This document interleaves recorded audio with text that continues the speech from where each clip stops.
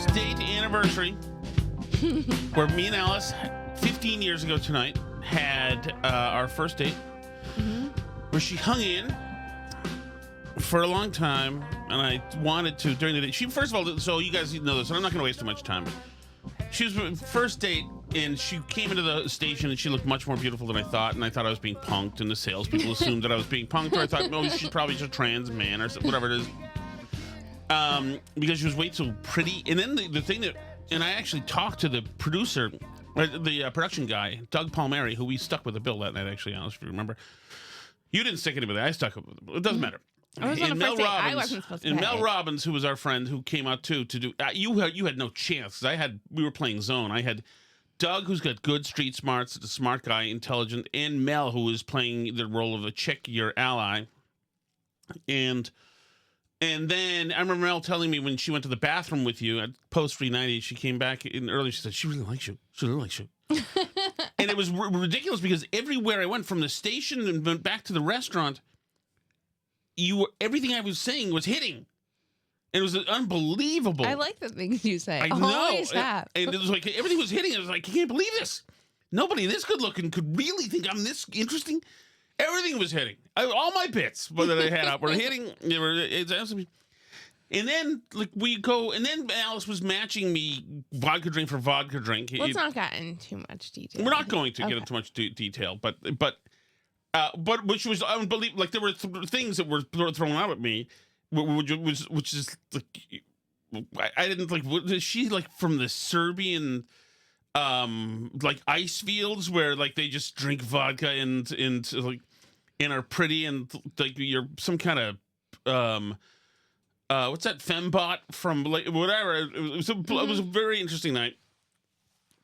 Capped off with, of course, the greatest piece of information I'd ever heard is when I said, essentially, do you want to stay out a little longer? You said, I just need to be home by 10. And it was like 11:15, which was a great thing to hear, which turned my window of maybe 45 more minutes into like 9 hours. Like, who does that? It was unbelievable. It was really amazing. I have to be home by 10. You realize else nobody says that. I don't know what people say. I don't know what people say. It was welcome news. I wish I could find my text from that period. I can imagine when I was texting Mike and like other friends saying, I don't know, this is really a... Anyway, you were lovely and sweet, and you ate food, and it was great, and you talked, and you laughed at stuff I said. And so, of course, I spent the 15th anniversary of our first date having beers with Tommy, New Hampshire. Because... And you posted a picture of you at the bar that includes your credit card in the shot. Oh, does it? FYI. Is the number the full there? Front of the card, yes. Oh, really? In the picture, yes. Oh, that's not great. Maybe you should like crop it or something. Is it too late, though? I have no idea. I don't know. Well, did anybody know that before you just told them? Yes, somebody called it out on Twitter. Oh, really? And said maybe you should take your credit card out of the picture. Can somebody do something with just that info?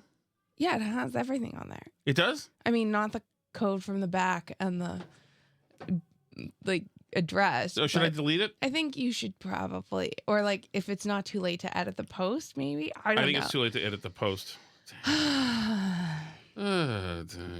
Dang. Talk about operational security at the Shattuck House.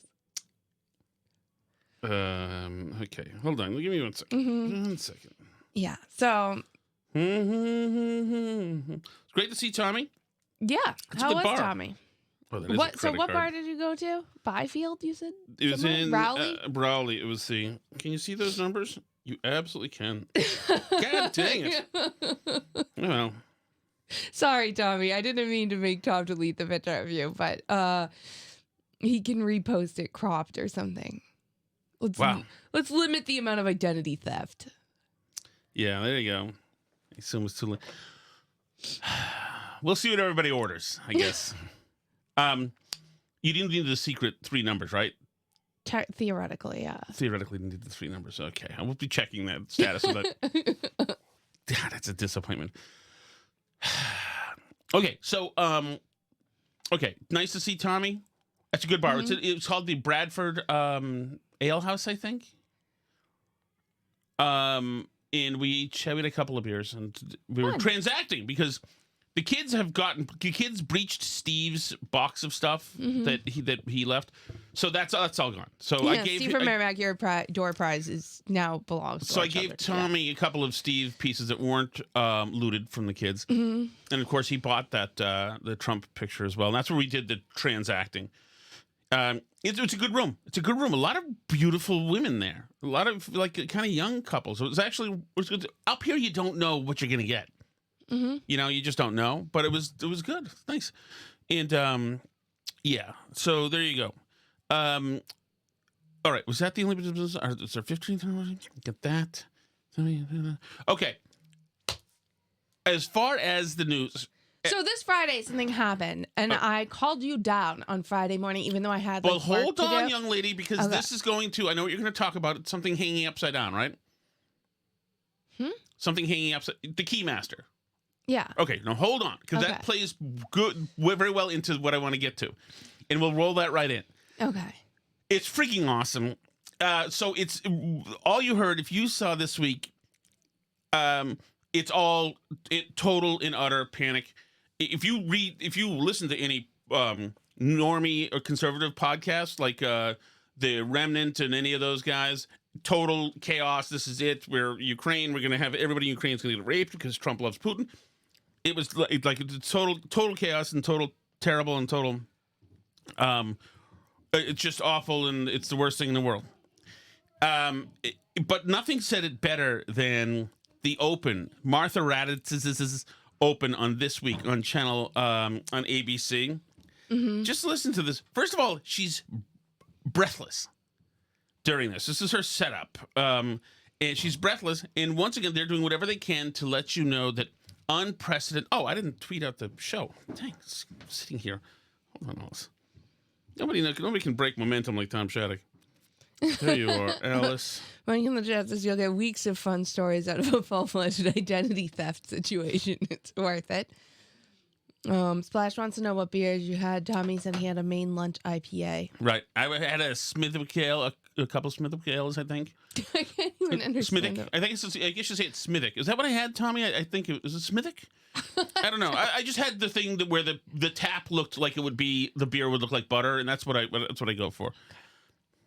But I'm behaving myself. I'm out of the beer situation. I have to lose 80 pounds in a week. Starting tomorrow, we're being good. After just 1 month in office, President Trump and his allies have upended Washington. The latest move coming Saturday. Alice, what have President Trump and his allies done? Upended Washington? They've upended Washington. My goodness. It's now upside down. My goodness. Can you imagine that? It's been upended. And can you imagine like that getting through? Guys, what do we do? Has he destroyed Washington? No. Has he obliterated Washington? Not yet. What's happened? He's upended. In other words, he's upended the people who live in Martha Raditz's cul-de-sac and people who live near Jake Tapper and these lifer G57s who now found out that some of them are being laid off, including the people on probation. One lady that we'll get to it, actually. We'll play her audio. I figured that this would be my for-life job. Wow. I just talked to Tommy in New Hampshire in person today about like us both jobs that we thought would be for life jobs, but no. Nobody talked about, greater media upending its programming. After just 1 month in office, President Trump and his allies have upended Washington. The latest move coming Saturday as Elon Musk send out a message to all federal workers demanding they outline their weekly accomplishments by Monday night or face losing their jobs. By the way, how come President Trump has Trump and his allies upending Washington? Why is it his allies? Elon is consulting for Trump. Right. And it's just people, his allies. They want you to know that these are the Mussolinis to Trump's Hitler. This is what that is. Plenty of federal workers have already been shown the door. And in one of the most startling moves, late Friday night, Trump took aim at the Pentagon in an unprecedented upheaval of senior leaders. Can you hear this wording? Unprecedented, startling. He took aim at the Pentagon with upheaval. The whole point by the way, of our military being under our executive branch and the president being the commander in chief and, you know, having the Joint Chiefs of Staff and having somebody running the DOD that's not a military guy, and why Lloyd Austin needed a waiver to do it because he wasn't supposed to be a recent military guy. The whole reason behind that is we are supposed to have a civilian-led military, not a military-led military, which is what places have that have military coups. Right. He's upended and there's upheaval. Trump took aim at the Pentagon. Which is, by the way, 2 weeks ago, everybody on the left was saying, oh, he's going to gut USAID. I bet you he doesn't touch the military. Well, he's touching the military now. An unprecedented upheaval of senior leadership.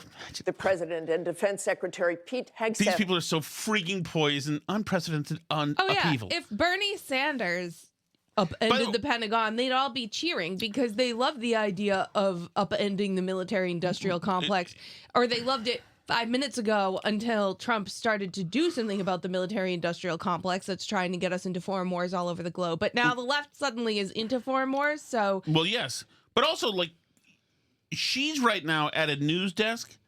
Unprecedented upheaval. Those aren't news words. Like in the AP style book, they're not going to tell you to say unprecedented upheaval. Upheaval is an interesting word. It's a descriptor, you know? And it is totally subjective. It's also funny because they talk about, like, he's taking over the military. This is what places do when they're going to have a coup. He can't have a coup because he's the president right now. Right. Like, He can in a few years. There's nothing to coup at the moment. No. Announcing the firing of 2 members of the Joint Chiefs of Staff, including the chairman, General C.Q. Brown, and 4... Oh, my goodness. General C.Q. Brown? He's getting rid of General C.Q. Brown? Oh, my God. What a We've always loved C.Q. Brown. I've always been a C.Q. Brown. Oh, my God. This is upheaval. I love everybody pretending they've heard of these people until 6 minutes ago. Nobody outside of C.Q. Brown's cul-de-sac in Alexandria has ever heard of General C.Q. Brown. Ever. Not C.Q. Oh, my goodness. He's going to go. This is unreal. It is so it's incredible. It just shows you that they're trying to start fires where there are none. There's not the outrage that they need. They're trying to do whatever they can to do it. You know C.Q. Brown. Yeah, you're right. You love him. Can you believe Trump fired C.Q. Brown? Right, he's a very good doctor. Yeah, I've known him forever. Exactly. It's upheaval now. He's been upended. He's got to go now. It's, you know, and I have complaints, and we'll get to them about some of the firings and some of the Musk stuff. But this... whacking of the military, whacking of these people in these institutions which turned on the democracy 7 years ago, F you, whack away. The moment Mark Milley was allowed to have his job after we found out that he was talking to the Chinese saying, don't worry, we're not going to let him nuke anybody. The moment this other idiot who wore the windshield around, they coughed off Afghanistan and said, we thought it was a good kill. Still, there were some... F you, sayonara. All Trump's doing is the firing that should have been done 4 years ago.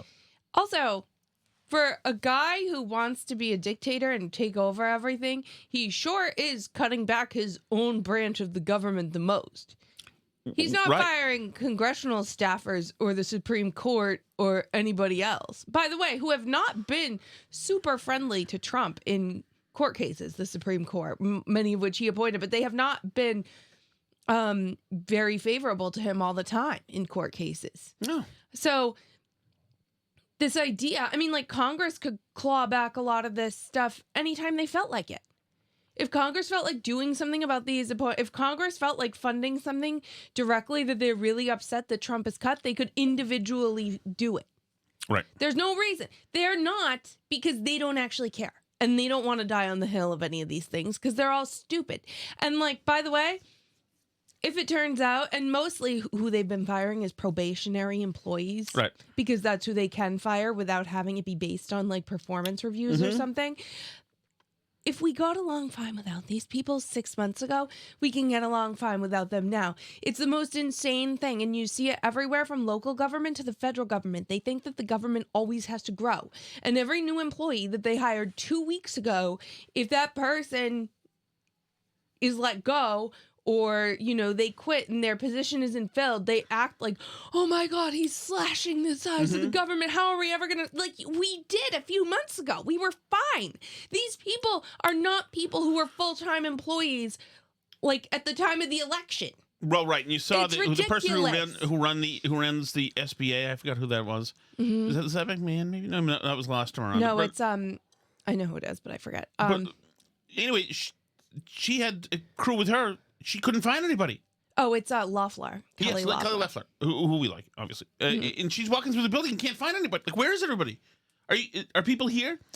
The idea that they, after Trump and Doge, etc., still don't deign to walk into the building to sit at their desks. I mean, those desks that they showed were immaculate. There was nothing. Nobody had been there. They don't It was show like up the to work. ship from Aliens. You know, where nobody had been there for quite some time. It's amazing. It is Other general amazing, office- and it's really, it speaks to the attitude within the federal government, which is that all these people that work there think, well, I think the media is starting to get scared off using the word unelected about Elon Musk because everybody points out that all these people running all these departments were never elected at any time. But these unelected people who work here and run the departments not only think they are the government and that it's a huge affront to human dignity and morality and the Constitution of the United States if they, unelected, don't get to run everything how they see fit.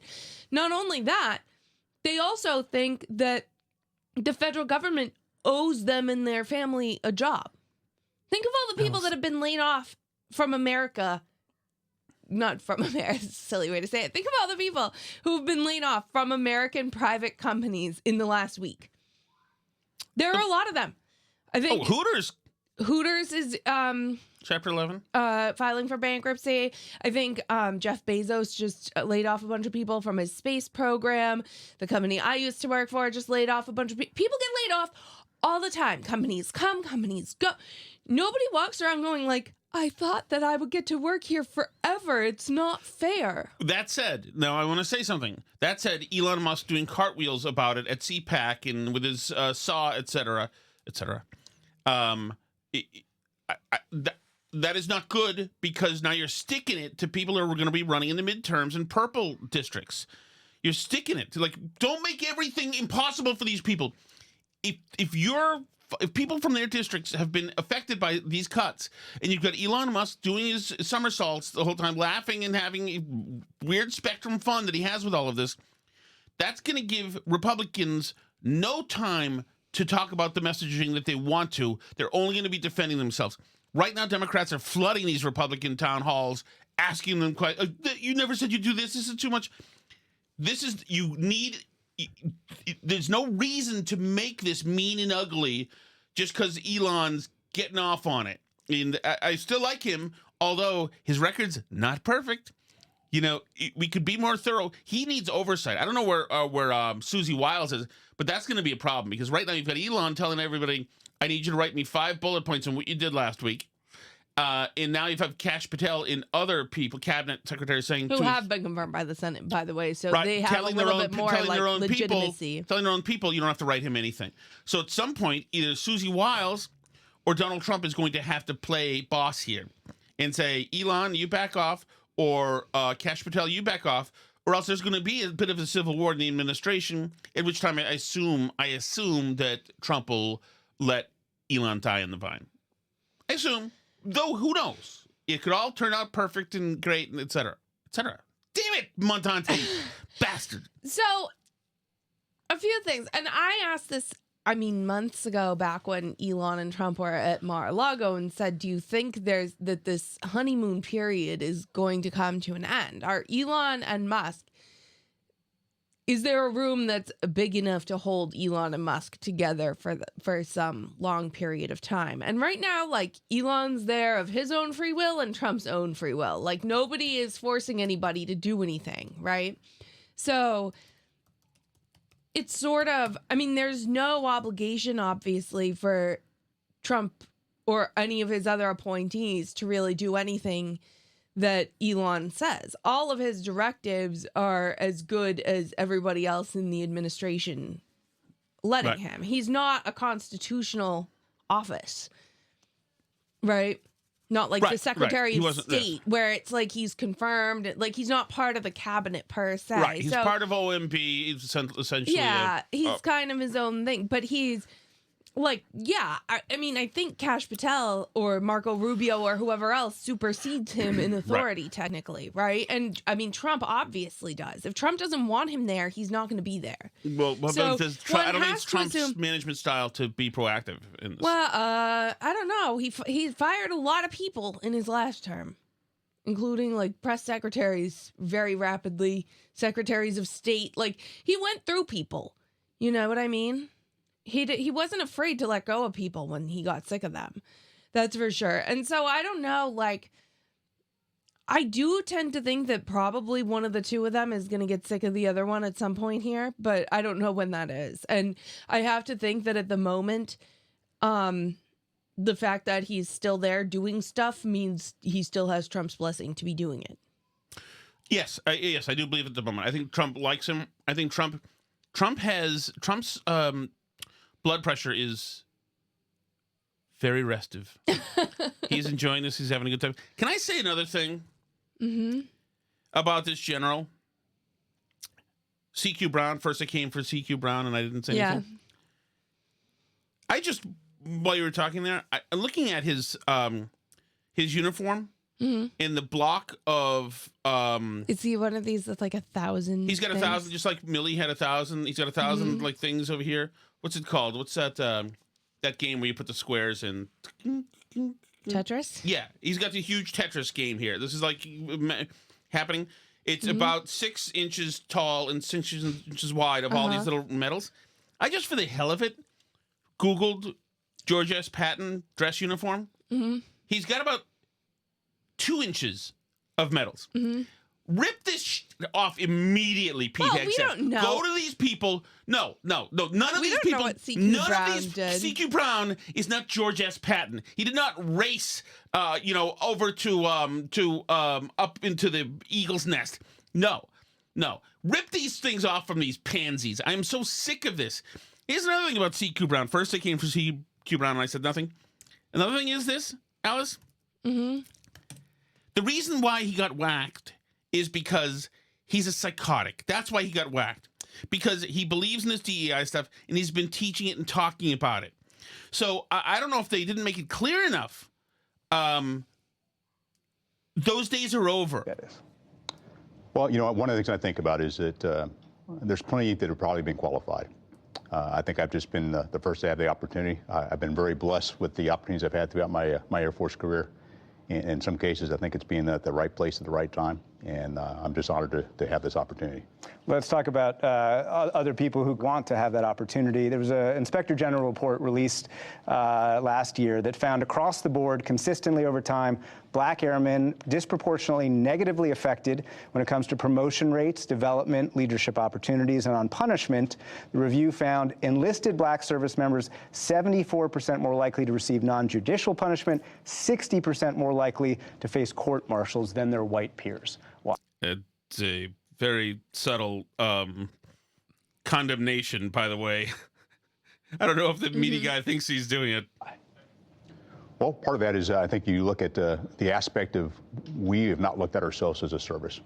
I would say we also reflect the nation in some aspects. We stepped back after the events of last May with George Floyd and then took a hard look at ourselves. And what we found as we looked at the data, not only the data that you just highlighted, but the feedback we got from our airmen, resounding feedback from airmen. So let's talk about solutions. Talk to Chairman of the Joint Chiefs of Staff, Mike. That's it. As far as I'm concerned, the moment you mentioned George Floyd, sayonara. Been fun. We're not doing George Floyd anymore. We're not doing trans stuff anymore. We're not doing make pretend admirals who are chicks, who are guys pretending to be chicks. We're not doing any of that stuff. If those words are floating around front of mind for you, you're gone. Sayonara, CQ Brown. Okay, let me get back down to where I was. Am I going to be allowed to talk about Yosemite at any point here? Okay, yeah, it's just that let me just do one more thing. Okay. And then this goes right into Yosemite. It's part of the big panic and all the heartache. This is another package from ABC today. We are all freaking pissed off about this. You're going to hear it and feel it.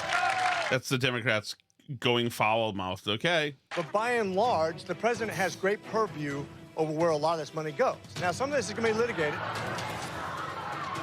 I would like to know, rather, the people would like to know what you, congressmen, and your fellow congressmen are going to do to rein in the megalomaniac in the White House.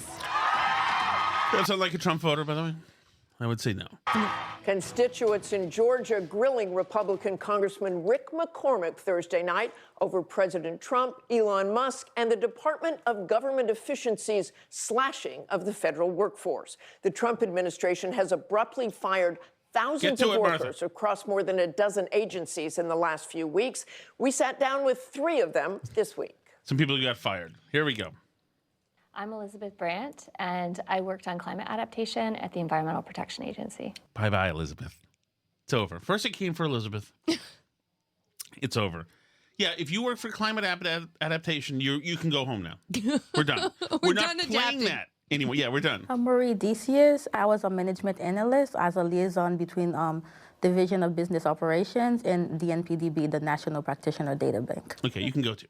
We'll see it.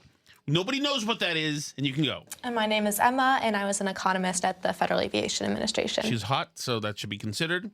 But you're going. The Federal Aviation Administration is done with economists. You can go. 27-year-old Emma Place had long dreamed quote of working for the FAA. Ever since I was a child, I loved the idea of airports and aviation, and I was in graduate school for public policy, and I concentrated in transportation policy, and so the only place I looked... She loved the idea of airports in transportation. Every kid just loves airports. ...looked at was the FAA, so it was truly a dream to get it, and I was really hoping to stay there for the rest of my career. But... Oh! And there's no other way to be employed by an airport. Yes, no. There's no, it's certainly airlines, airports, and their various associated entities don't employ anybody in the private sector. So I want to work in a concrete building in downtown Washington, D.C., nowhere near one, or work from home mostly. I love airports so much that I want to be as far away from them as I possibly can be. She can work in the Hudson News, right? They still have those. All right, Albie. But really, the highlight of this weekend, I almost demanded on Friday that we do an extra show, but I was like, no, we'll save it till Sunday. Is there audio for this? I think there might be some. Not for this. Okay. I mean, I'm sure somebody did it somewhere, but the Washington Post came out with this amazing article on Friday morning, and I called you downstairs. I was like, you have to hear this article. Have you seen this? And you were like, no. And I made you, I needed to go get work stuff done. And I made you sit there while I read you this article because this was the most amazing thing that's ever happened to me, that they actually published this and think it doesn't make Doge's point for them 1,000 times over. But this is fascinating. Once again, we're firing probationary employees, people who just started working there. Long lines and canceled rentals. Firings bring chaos to the national parks. Washington Post. Trump's purge of federal employees is already harming the visitor experience at national parks across the country. At California's Yosemite National Park, the Trump administration fired the only locksmith on staff on Friday. He was the sole employee with the keys and the institutional knowledge needed to rescue visitors from locked restrooms. Okay. Now, hold on. Let me just tell you something once again. If my editor, Jules Crittenden, if I said Donald Trump has fired the only locksmith on staff at the Herald. Donald Trump has fired the only locksmith available at Yosemite National Park, he would throw me out of the 7th floor window. Well, because the story should be, first of all, that Yosemite National Park has their own personal locksmith. Right. And first of all, it's the locksmith. Is he making keys, or he gets to have all the keys? Nope. There's one copy. He's the only I got it. He's the only one with the keys and the institutional knowledge. Forgive me. I know where all the locks are, and I can unlock them all. I've got a huge key ring here. If you have the keys, then you have the institutional knowledge needed to unlock the locked restroom. Can you imagine, though, by the way, if you ask him, can you go to restroom 7D near Old Faithful with his huge keys? He takes them off the nail in the wall. He's got a shitty attitude and works his way up there. Do you think, by the way, he's he's unlocking the first keys into work on that restroom? No. No, you're going to sit through him going through 86 That's his keys. institutional knowledge. By the way, people telling you they're the only one with the institutional knowledge, and first of all, I'm a big fan of keeping employees for a long time so that you have institutional knowledge, because I think that it's really valuable in organizations. That being said, if you are the only person with the institutional knowledge in your building, you have a problem as a company, and you need to get your processes written out. It shouldn't be that one person has a key ring and magically knows which key goes with which door. And if he's out sick that day, then people are just stuck in the bathroom. Yes. What if he got hit by a bus? Everything. I guess everything's closed. Like, you can't do it. Al had everything. Like, it just makes no sense. So, but this article goes on. But, I mean, I don't trust journalists to know how any, like, real institutions, quote unquote, work. I assume the Washington Post doesn't employ a locksmith, but they wouldn't know that. If they lock themselves in the bathroom at the Washington Post, I don't think they know who comes or doesn't come or There's whatever. no way to know about the locksmith. Is that a lock? I don't know. It could be a fire alarm. Could be the handle. There's no way to. The locksmith isn't. There aren't freely employed locksmiths around that you can call to do stuff if you need to, like, change the locks on something or need a key made. There's no such thing as an outside locksmith. Yeah. So the wait to enter Arizona's Grand Canyon National Park this past weekend was twice as long as usual after the administration let go 4 employees who worked at the south entrance, where roughly 90% of the park's nearly 5 million annual visitors pass through. Now, bear in mind, it was also a holiday weekend. Yeah, but 4 employees who work at the south entrance, if they can't be there, first of all, what are they doing? Second of all, that's like nobody. Hey, Bill, I know you're not doing anything right now. You're stamping fake passports to U.S. parks for children. Can you go down to the south entrance and just swing the gate open? If you can find the one guy here with institutional knowledge of where the lock is, please.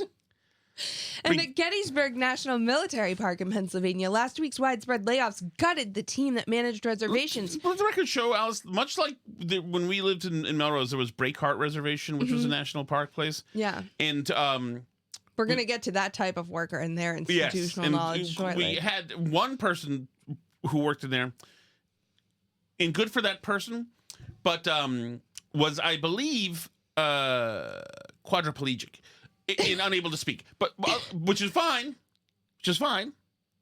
But I don't know if it was necessary. Didn't she yell at us about something? Oh, I don't want to target him. Didn't somebody yell at us about the coffee machine or something? I don't know. Somebody snapped at us about something. I forgot. She gave us lots of coloring pages about the park. It wasn't great. Anyway, but you know what you can also do? When you go to a place like Breakheart Reservation, or like down near us, there's a state park, Maudsley State Park, which you like. You know what you can do? You can walk directly into the wilderness, into the Grand Canyon, and into all this stuff is open air. Everything is open air that we're talking about here. You can just go. You don't have to wait. You don't need the guy in the hat to tell you. What if you lock yourself in the bathroom? Did you ever think of that? If you lock yourself in the bathroom? Why? So people are managing to lock themselves in from the inside? And if you do that... for a second, I had the key. For inexplicable reasons, me as a tourist had the key to the inside lock. I've now dropped it. I've lost it. How many people are with institutional knowledge in the key ring full of keys around here? I hope it's a lot, right? It's a lot? Oh, it's not a lot. It's one. We didn't let him go, did we? I mean, is the institutional knowledge you put the key in the keyhole and then you turn it? Who's to know what a keyhole is? You can't just assume. But listen to this. So it should be about waist high, right? I don't know. Just keep trying to put it in things. At Gettysburg National Military Park in Pennsylvania, last week's widespread layoffs gutted the team that managed reservations for renting historic farmhouses. Visitors received notifications that their reservations had been canceled indefinitely. Now, correct me if I'm wrong, but I think canceling the reservation takes an action. Yes. So to have your reservation, like, if you're short-staffed, maybe, like, I mean, it should just be automatic, like, you can do it online anyway, but setting that aside. We're having to cancel them all. We've been let go. I thought I'd had them shot for life. Just cancel everything. Let them see what they've done to us. I don't understand why reservations have to be canceled because the reservation staff. It seems like it would be extra work for the remaining reservation staff to go through and cancel existing reservations. Maybe I'm wrong about that, but I don't have the institutional knowledge of government reservation systems, apparently. Blah, blah, blah. They tell us that this is going to be chaos everywhere, said Kristen Jen, a former seasonal park ranger at Alaska's Denali National Park and Preserve, says it's chaos everywhere. So, I mean, obviously, who are you going to believe? I don't know what the next couple of months are going to bring. This is every fired employee who's like, I don't know what they're going to do without me. It's upheaval. Says the former seasonal park ranger. It's funny, when they fired me from 96.9 Talk, which is a Boston talk station, they fired me and the other guy, Michael Graham, who they probably considered would be the biggest troublemaker. So they'll whack him first. Then it was right before Christmas. Then Christmas came, and then they whacked everybody else for next. And then suddenly the show that was the Jim and Marjorie show was replaced by Dr. Dre, immediately rapping. We went from talk to hip hop immediately, and there was no upheaval. Yeah, it just happened. Nobody wasn't upended. The place was gone.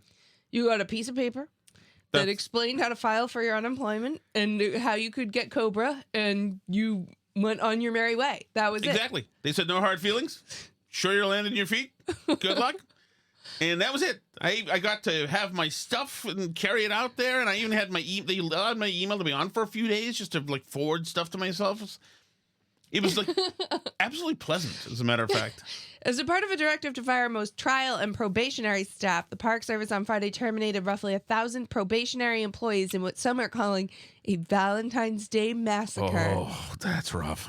This account of how the firings... First it came for the probational employees. I said nothing. This account of how the firings are disrupting national parks is based on interviews and messages with more than a dozen current and former Park Service workers.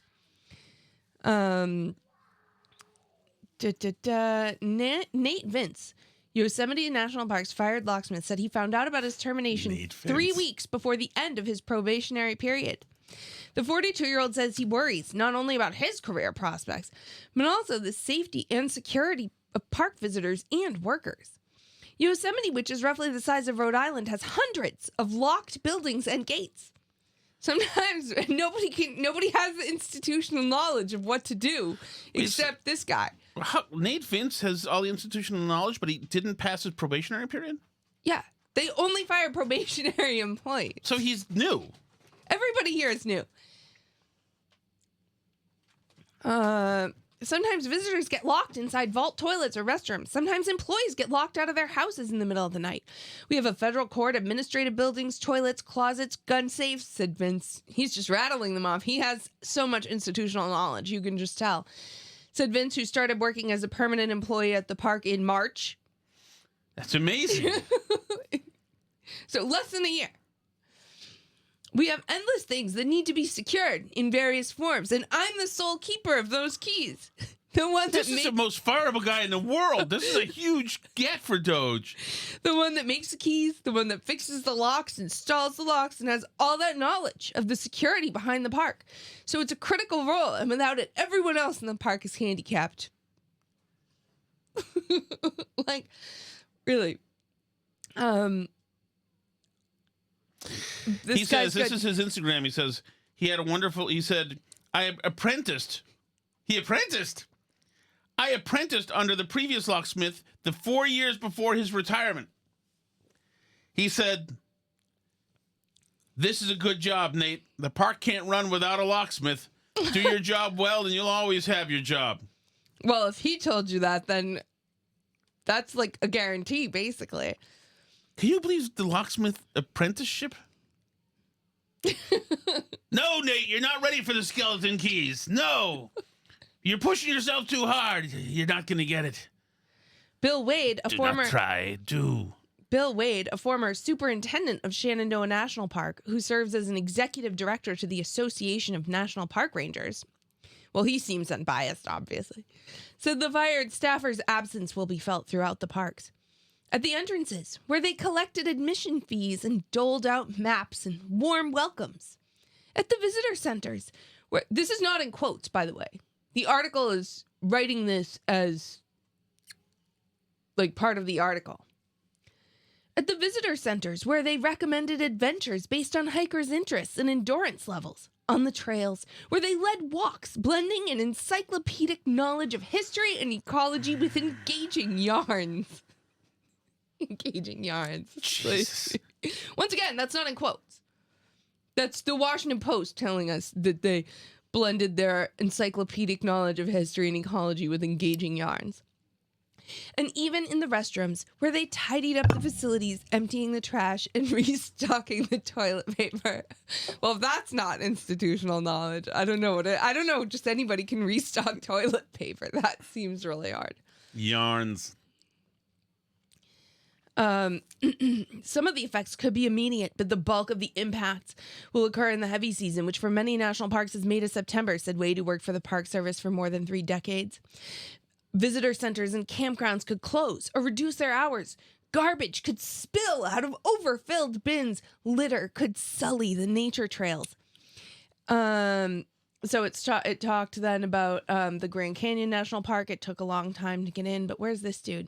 Several other fired employees at the Grand Canyon were working to replace a 12.5-mile pipeline, blah, blah, blah. Despite its name, where's this dude? Brian Gibbs. Yes, I love this guy. Brian Gibbs, 41, who was working as a ranger at Effigy Mounds National Monument in northeast Iowa. So this isn't just the national parks. This is also the 87 national monuments across the country, which everybody obviously goes to Effigy Mounds National Monument in northeast Iowa. By the way, Nate Vince's Instagram is him climbing all of the Yosemite Park walls. Mm-hmm. He would never have done that on the clock, I assume. This is around the time where he's locksmithing. Mm-hmm. Brian Gibbs, who was working as a ranger at 41 at Effigy Mounds National Monument in northeast Iowa, said his termination was traumatic and absolutely upended his life. Jesus. He said his wife, who's pregnant with their second child, will be kicked off his health insurance next week, raising the cost of her regular OBGYN appointments. By the way, do most health insurances kick you off like less than a week after you get fired? No.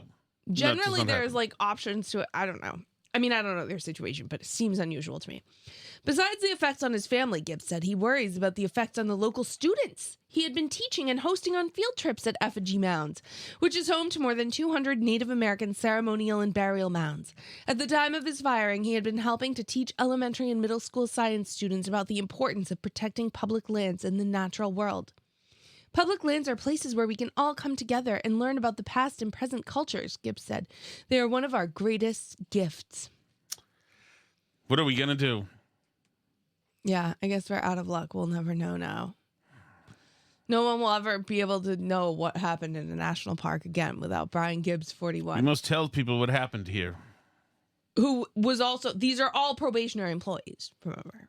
So, I mean, the fact that they published that and like everyone greenlit that and said it was fine is just so incredible to me. But it's obvious that it's another one of these things where like journalists and their editors have no idea how things work in the real world. No. So they're just taking the word of these federal employees that they were guaranteed jobs and all this stuff. But it's incredible because everyone seems to have this attitude about government, and I don't get it. I mean, maybe it's just, I don't know if it's just people who are like wealthier and are out of touch or what, but I remember in Melrose sitting in a school committee meeting and somebody is saying that like the teachers hadn't had raises beyond cost of living increases in X number of years because we had like a year because we hadn't renewed their contract or whatever. They haven't had a raise past a cost of living increase. And I was like, are you serious? Like who even gets cost of living increases? This was in the middle of like... Yeah, there's no cost of living. Jesus. Cost of living increases. Who got it during the last couple years where inflation was like 10% through 2021 and 2 or whatever it was? Like, did you get a cost of living increase? I have not.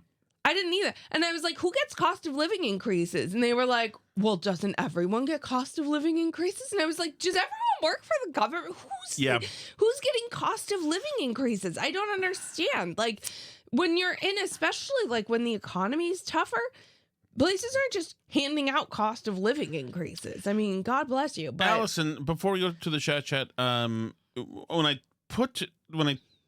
texted the picture out saying me and Alice Shattuck went on our first date, first of all, I was corrected to say it should say Alice Shattuck and I. Thoughts? Yeah, that's true. What's the matter? I mean, it's true. Me and Alice Shattuck went on our first date 15 years ago tonight. We went to Post 390 in the Back Bay and then to a bar in Southie. One of the people responded. This is Maureen. Let's see, Maureen. ASD mom, born, raised South Boston. Widow, USMC, Richfield, retired, DMH class. She says, I looked at your wife's profile. Okay. I do not understand how one could be a feminist and pro-life. I'm not pro-abortion, but other than that, it's no one's business but the mother. I am Catholic and pro-choice. Thoughts?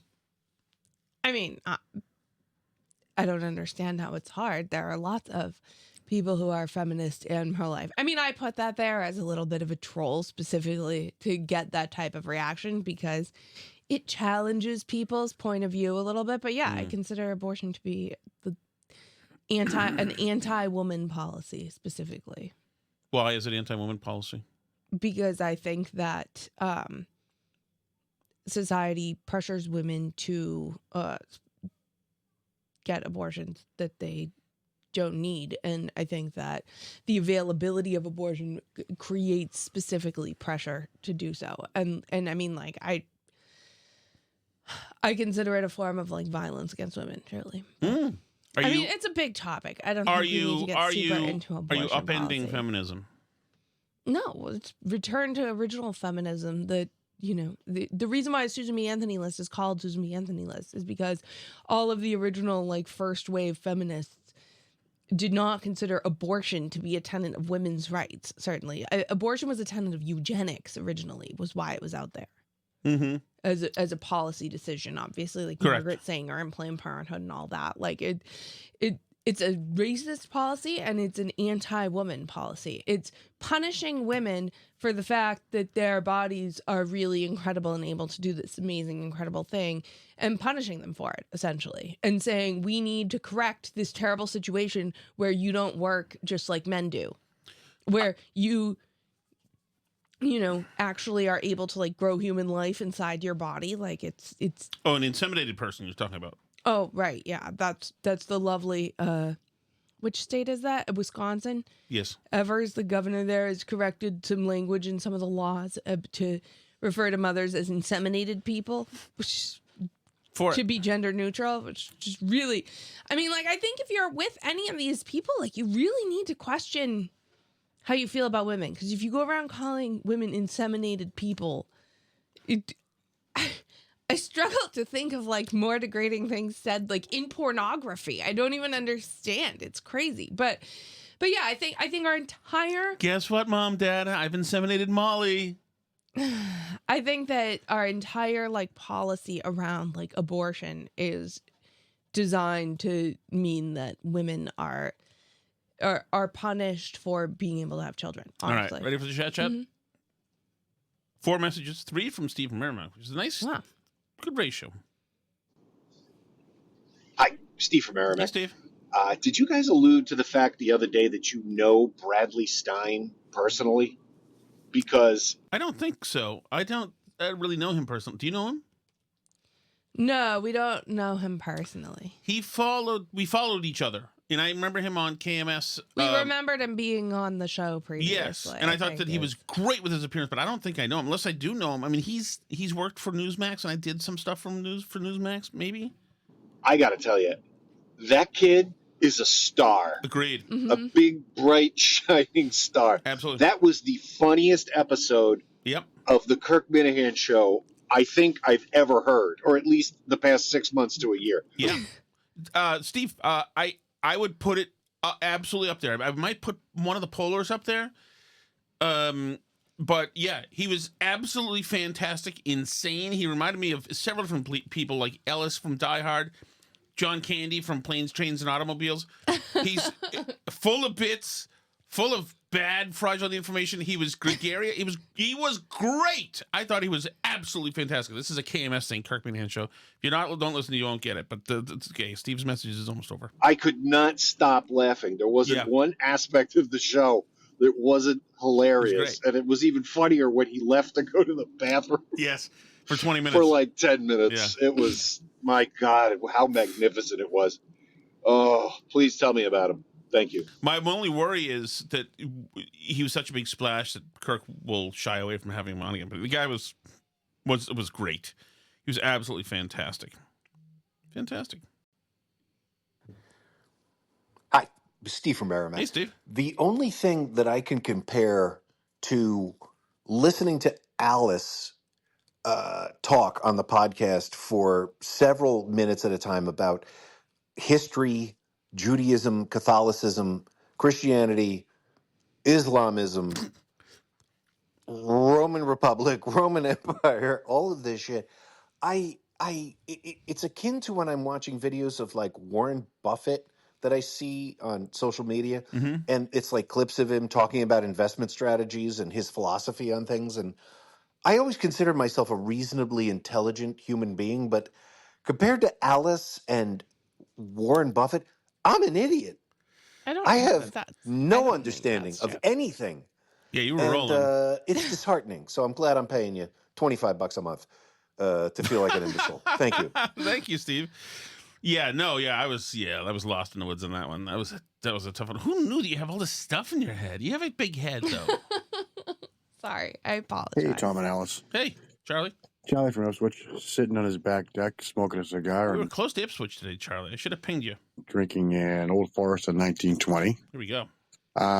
Just wanted to say that I was wondering if you've heard anything about Janet Mills and Trump calling her out about the transgender thing. Yeah. I don't know if you've talked about it today or not because it's Saturday afternoon. Just wanted to get your take on that, and also wanted to check in on Justin the Hoosier.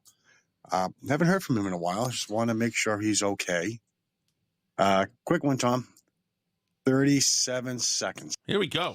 It was a quick one. He was tweeting, wasn't he, Justin? Yeah, he was tweeting, so I think he's cool. We are all about... Oh, you didn't finish your thing about the Grand Canyon, Alice. What did they do subsequently? Oh, at Yosemite National Park, they hung an upside-down American flag. Yes. Protest. So they've got time to do this nonsense now.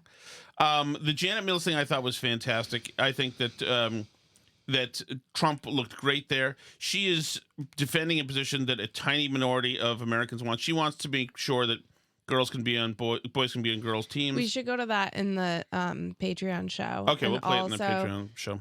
I do have a slight trans news update. And there was like at least one other thing that I wanted to get to. Hi, Steve from Merrimack. Hey, Steve. Welcome, ladies and gentlemen, to the latest edition of Firing Line. I, of course, am your host, Alice F. Buckley. With me, as always, is our perennial guest, Mr. Gore Thomas Shattuck Vidal. What? Mr. Shattuck Vidal, on today's episode, we'll be discussing Cortez and Montezuma and how, in your opinion, they failed to live up to our modern standards of the Judeo-Christian ethic. Mr. Shattuck Vidal, people like you on the left have this idea that Christianity Crypto-fascist. is somehow part and parcel of cruelty. I assure you it is actually quite the opposite. And we'll get into this by discussing the Second Temple period, Mr. Shattuck Vidal. Did you actually mention the Second Temple period? Yeah. You're a sick bastard, Alice. We won't bother to explain what the First Temple period is because our audience is full of idiots and lapsed Catholics like myself who have no idea what's being discussed. And, of course, we'll finish up by getting into Syncretism, which, Mr. Shattuck Vidal, I'm sure you think is an album by the Police from 1983. It is. But I Syncretism 2 had Every Breath You Take, I'm pretty sure. assure you it is not. Syncretism is actually when Romans would go out and conquer lands before killing the entire population. They would say, oh, you've got gods too? We'll worship them as well. After we exterminate you, feed you to lions, and build an aqueduct. Oh, Mr. Shattuck Vidal, you don't understand anything. And I will finish up by sprinkling in the word milieu, Mr. Shattuck Vidal. Because what a jerk you are, Alice. I'm sorry. Happy anniversary, but jeez, that's pathetic. Because I enjoy sprinkling in French words that no one understands and they have to look up afterwards. So, what say you, Mr. Shattuck Vidal? Dare you? You crypto Nazi. You're ruining the podcast, Alice. Can't we get back to the relevant topics of the day like Sydney Sweeney's chesticles? There we go. You're ruining everything. Thank you. I apologize, Here we everybody. go. I don't know that I'm like that. I'm sorry. I'm sorry. The water got deep. But we can talk about Hunter Schafer's chest in the... Don't ruin Sydney Sweeney. In the other side, because we have a couple trans stories to get to, some other stuff. We'll talk about that in the Patreon show. If you want to join the Patreon show, you go to patreon.com/burnbarrel. You can join there. You can also, as always, listen to the show for free, burnbarrelpodcast.com. There's links to like YouTube, Rumble, Spotify, all places like that where you can listen. Enjoy the show and stay there on Patreon.